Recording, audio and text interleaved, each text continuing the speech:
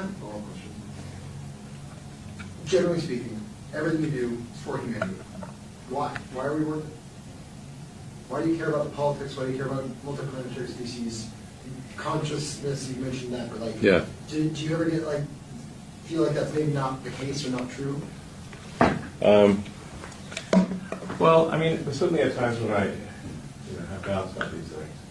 I mean, I think it's a good question you ask, because it goes to, like, at a foundational level, what is my philosophy, and why does it lead to this conclusion? So the reason is that when I was a teenager, I had like an existential crisis to try to figure out what's the meaning of life.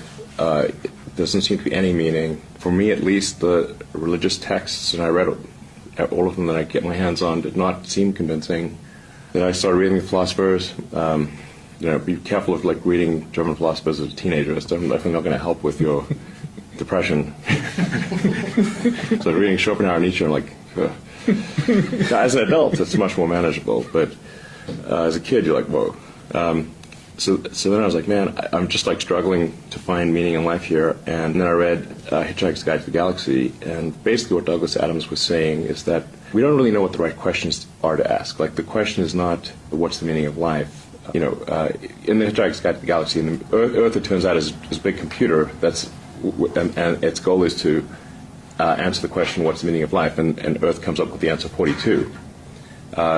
This is where the 42 number comes from. Mm-hmm.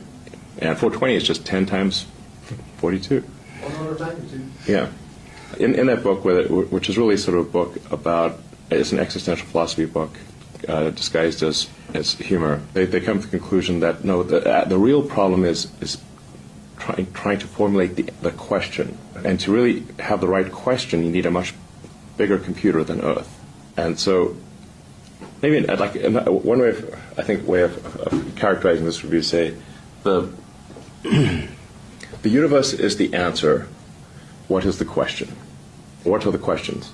The more we can expand the scope and scale of consciousness, the better we can understand what questions to ask about the answer that is the universe. The more we can expand consciousness, become a multi-planet species, ultimately a multicellular species, we have a chance of figuring out what the hell's going on.